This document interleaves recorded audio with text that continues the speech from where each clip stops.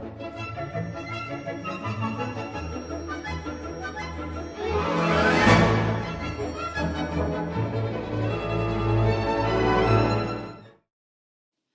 everyone, my name is Anna Perkins and I am a Ravinia Reach Teach Play Sistema Ravinia Lake County instructor.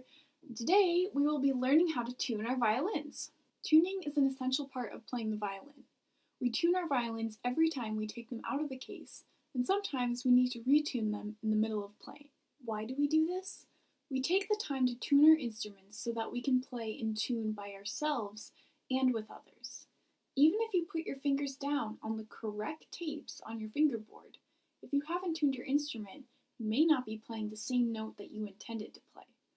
And when we play an orchestra, it is important that we tune our strings to the exact same pitches or notes so that we can play beautifully in tune together.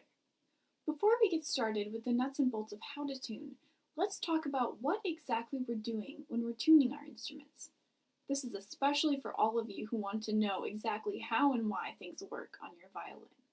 If you've already seen this video before and want to just tune along with me again, feel free to use the timestamp below and skip to part 2. Let's start with the most basic aspect of music, sound. Whenever we hear something, our open A strings, a song on the radio, a dog barking, rain on the roof, these are, of course, all sounds. And sounds come from vibrating objects, whose vibrations travel through the air to our ears. And all a vibration is the motion of moving back and forth very, very quickly.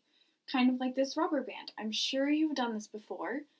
I take the rubber band, and do that, you can see how the rubber band is vibrating or moving back and forth very quickly. When vibrations are moving at all different speeds and can't seem to pick just one speed, we hear noise, like a dog's bark or a car engine. But when the vibrations are moving at one speed, we hear a pitch, like this. And pitches are the building blocks of the music that we play.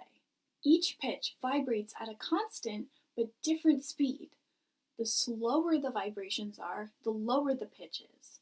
And the faster the vibrations are, the higher the pitch is. For example, when I play my lowest string, the G string, the string is moving back and forth slow enough so that I can see the string moving back and forth. You can see it's moving very fast, but I can see it buzzing around there. But when I play my highest string on the violin, the E string, it's vibrating so fast that we can't really see it moving back and forth. When we play our violins, we are using a certain set of pitches that we also call notes, and we give them letter names like G, A, B, A flat, C sharp, and so on. But usually, and hopefully, when we take our violin out of the case to tune, we don't have to change the pitch of our strings from one note to another, like G to A. Instead, we use our fine tuners, which are down here, or the pegs, which are up here, to change the pitch of the string slightly so that each string is tuned to the exact pitch that we want it to be. In other words, each string is now vibrating at the exact same speed we want it to be. The standard pitch for our open A string, right here, that we tune to is called an A440. All that means is that musicians worldwide decided some time ago that all violinists and orchestras should tune their instruments to an A that vibrates back and forth 440 times a second, which produces this specific A pitch. So the purpose of tuning our A string, for example, is to get our instruments to match that pitch, A440. Often, when we take our instruments out of the case, our A strings are not at A440. They might be vibrating a little slower than 440 times a second, which means they sound lower than a nice A440. and that means we have to raise the pitch or bring it up to make it in tune. Or our A string might be vibrating a little faster than 440 times a second, which means it sounds a little bit too high or too sharp. So we'll have to lower the pitch or bring the pitch down to make it be in tune. So how do the fine tuners and the pegs change the pitch? On a string instrument like the violin, how fast or slow the strings vibrate depends on two things: the length of the string and the tension of the string, or how tightly the string is stretched from the tailpiece to the pegs. I think you probably already knew that the string's length changes the pitch.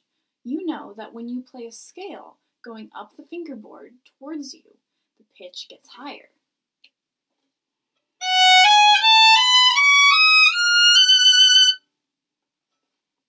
That's because your fingers are actually shortening the length of the string that is vibrating and making the pitch go up.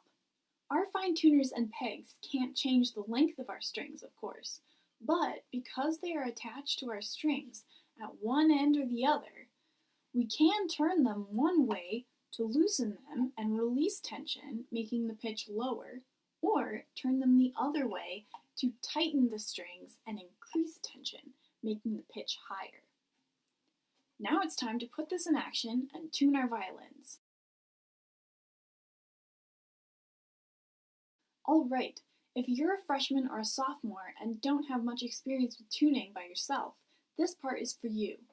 If you're a junior or a senior and feel very comfortable tuning your own instrument, then skip to part 4 in the timestamp below to learn more advanced tuning methods you should master. First things first, find a tuner. You can use the tuning app on our website or any free tuning app on your phone or computer. I have this battery-powered one here. If you're tuning along with me in this video, you can also listen to my tuner. Before we tune, let's review our strings. So, going top to bottom, we have the E string, the A string, the D string, and the G string. Now, most of the time, you'll use your fine tuners to tune your strings. I only have one fine tuner for my E string because I have a full-size instrument, but you should have fine tuners for most, if not all, of your strings. Each fine tuner is directly under the string it tunes. If the string's pitch is too flat or too low, we'll turn the fine tuner to the right or clockwise to bring the pitch up.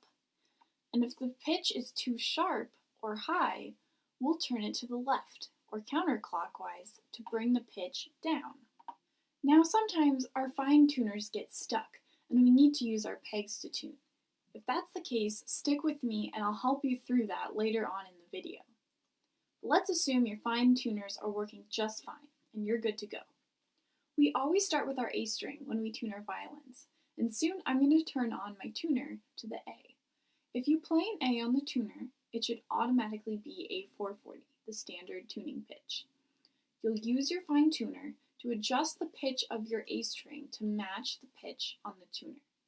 I'm going to use my peg since I don't have a fine tuner for this string. So let's see how it goes. Here's the A on my tuner.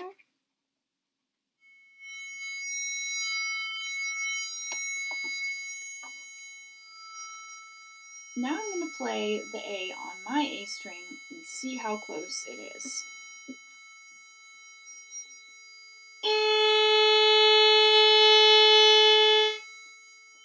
So, as you can hear, that did not match the pitch of the tuner at all. Do you think it was a little bit too high or a little bit too low? Let's listen to that again one more time.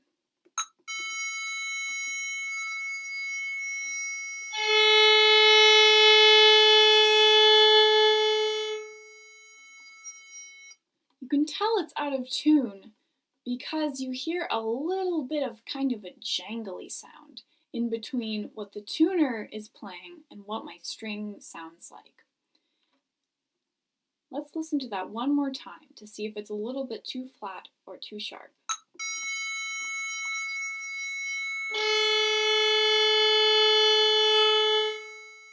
So I I think my string is too flat, so I need to bring the pitch up.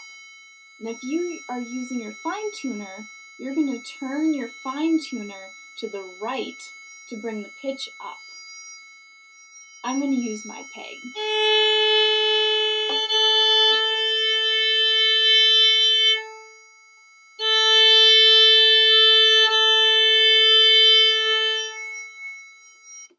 You can hear how when I brought the pitch up because it was too low to match the pitch on my tuner, all of a sudden it went from that kind of jangly, uncomfortable tone and feeling there to a nice unison between the pitch on my string and the tuner.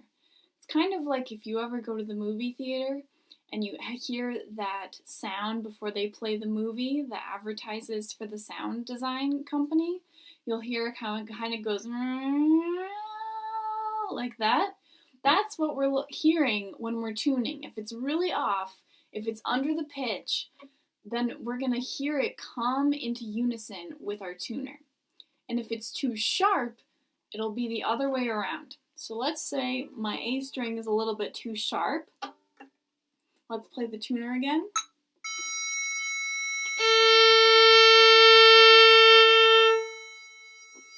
That's also a kind of uncomfortable sound. It's definitely not in tune with the tuner. So let's hear it again.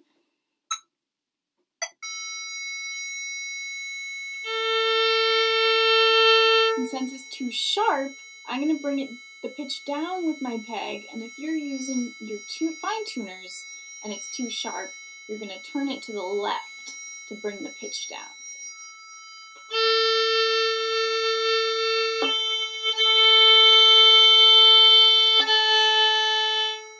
Now I went a little bit too far. It's a little too flat. Got to bring that up. A little too sharp again.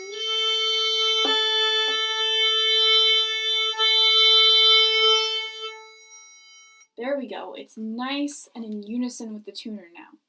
And if you're really having a hard time telling the difference between too sharp or too flat, try singing in unison with your tuner, with the tuner pitch, and then playing the string.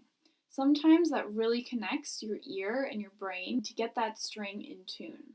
Another thing you could do if you're not sure if it's too flat or too sharp is you can play your open string. So I have my tuner on, playing my open string. Let's say I'm going to change the pitch so it's out of tune. It's not in tune, but is it too flat or too sharp? If I'm not sure, I'm singing it, I can take my first finger and just barely put it on the fingerboard. If it sounds more in tune when I put my first finger down right there, then that means that my string, my open string, is too flat and I have to bring the pitch up. But if my string is actually a little bit too sharp, if I put my first finger down a little bit, it'll sound even more out of tune. So then we know that this A string is too sharp and we have to bring the pitch down.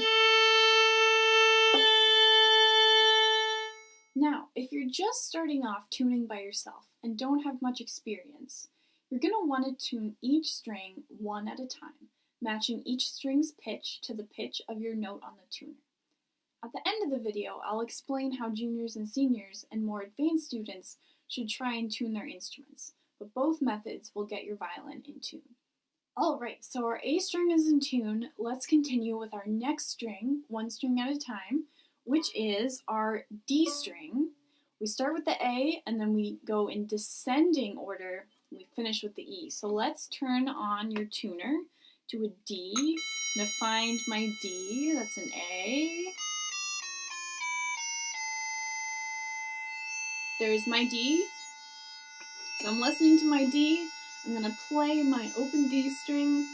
I hum that correct D.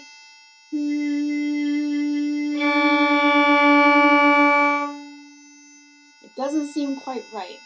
Now, if I'm humming the correct D, you can try lowering your voice and raising your voice, and if you have to lower it to match the pitch of your string, then your string is too flat. And if you have to raise your voice to match this pitch, then it's too sharp. So I'm going to try that. First I'm going to hum the correct pitch on my tuner.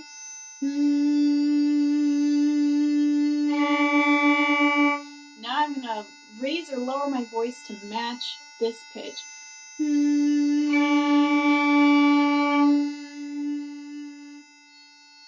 So I had to lower my voice to match this pitch of my D string, so my string is too flat. So if I had a fine tuner, I would turn it to the right to bring the pitch up. Since I don't, I'm going to use my peg. Went a little bit too far, it's too sharp now. A little bit too sharp still. Too low.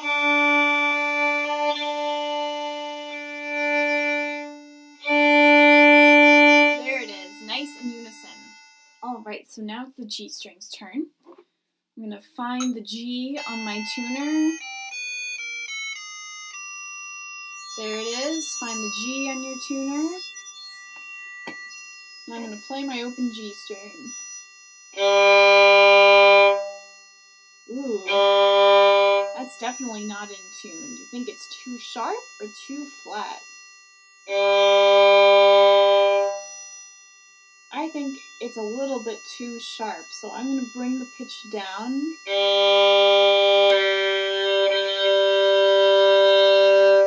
There you go, and I'm using my pegs because I don't have fine tuners on my lower strings.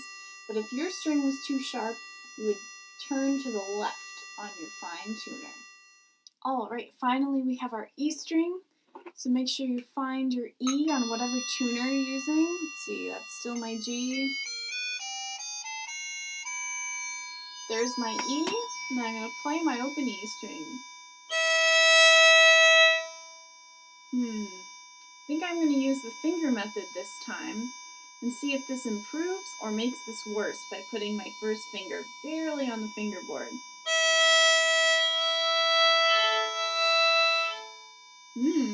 I think that made it a lot better. So that means my E string was too flat, and since I do have a fine tuner, I'm going to use that and turn to the right to bring that pitch up a little bit.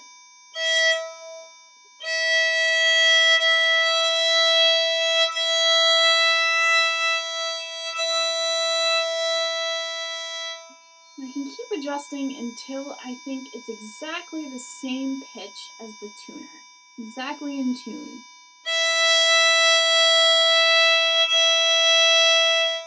Beautiful.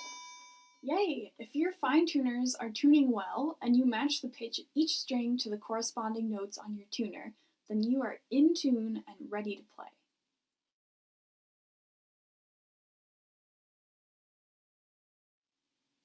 Sometimes our fine tuners get stuck and we can't turn them the direction we need them to go. This is usually because we've already turned them all the way to the left or all the way to the right. So when that happens, we need to first turn our fine tuner back to its middle position so it has room to turn to the right or to the left. For example, if the fine tuner can't turn to the right anymore, we need to turn it to the left quite a ways, and vice versa. Now, your string's pitch will probably be way too flat or way too sharp after you do this, and that's where our pegs come in. You don't need to be scared about using your pegs. Just remember that a little tiny turn of the peg will actually change the pitch quite a lot. Plus, if we're too enthusiastic with our peg turning, we run the risk of loosening the string so much that it comes out of its place, or tightening the string so much that it might snap because of all the extra tension. If you're listening to the pitch of your strings and just turn the peg just enough to get them in tune, there's really no need to worry about strings snapping or coming out of place. Alright, so if the string's pitch is too low and I need to make it higher, I'll turn the peg away from my body And if it's too high and I need to make the pitch lower, I'll turn the peg towards my body. So let's tune my A string for an example. I have my, let's see, find the A. There we go.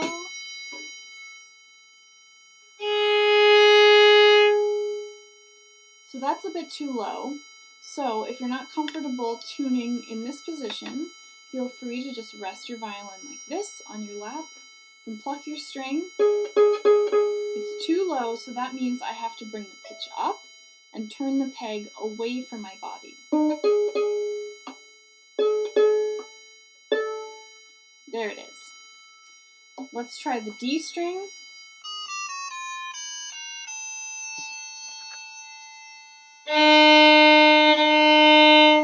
So now my D string is too high. So that means I need to turn the peg towards my body, like this.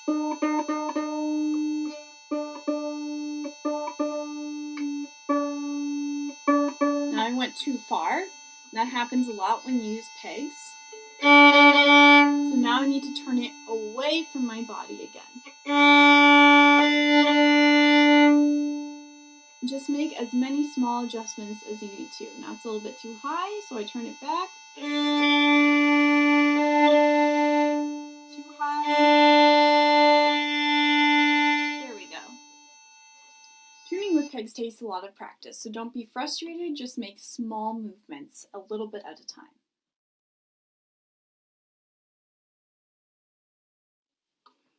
Okay, so this last section is for juniors and seniors, and anyone who feels very, very comfortable tuning their own instrument one string at a time, matching it to the tuning pitch. So when you feel comfortable being able to hear the difference between if it's too high, too low, and how to fix that on your instrument one string at a time, it's time to try it with double stops. So playing 2 strings at a time, like this. Because what this does is instead of matching it to the pitch for every single string, we can match our A string to the pitch on the tuner that you're using, and then after that we use our ears to tune the rest of the strings. So here's how it works. I have my A string. I'm going to make sure it's in tune. I'm going to turn on my tuner. Let's see. Here's my A.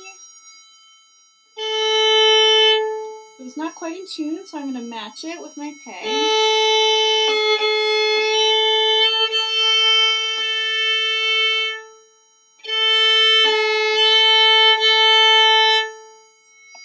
Alright, so my A string is in tune. So now we're going to go in descending order and then the E string last, just like we did when we did 1 string at a time. But this time I'm going to play my A and D together. And what I'm listening for is that if they're both perfectly in tune, I will hear what's called a perfect fifth, which is the interval between a D and an A. And this will sound very harmonious. It'll sound like the 2 notes really go together. There isn't an awful jangly sound like when we had between the correct pitch and a string that was out of tune.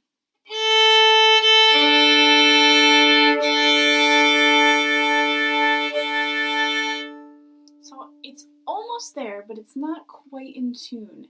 And this takes a lot of practice with your ear to be able to hear this. So make sure you're practicing tuning with the tuner for a long time. And then when you start to do it 2 strings at a time, really just play around. If you're not really sure, make it go a little lower. If that sounds worse, then bring it back up and vice versa. So that's going the wrong way. It's so close. Too far.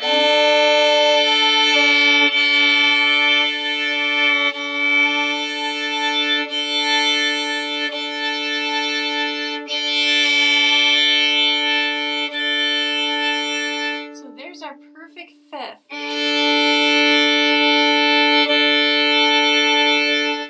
Probably won't be able to hear it from my violin because this is over recording, but when you play it, When something is really, really in tune, you have that perfect fifth, you'll be able to hear what's called overtones.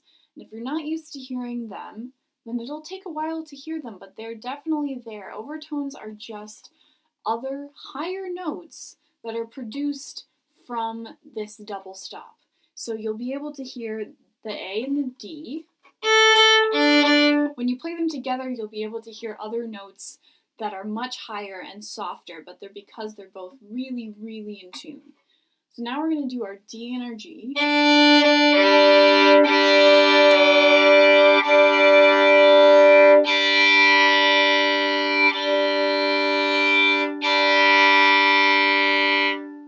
That sounds really in tune to me. And then last, we're going to do our A and our E.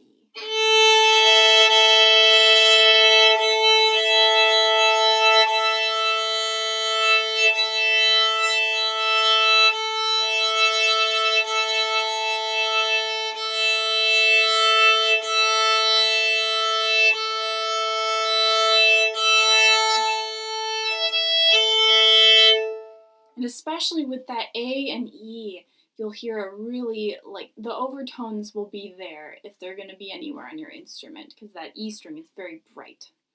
All right, that's it. I hope you clarified all of your tuning questions and are ready to play. Come back to this video as often as you'd like to review good tuning practices, and feel free to let me know if you have any questions or are having particular difficulties tuning your instrument. Set up a lesson so I can take a look at the problem and we can work through it. See you next time.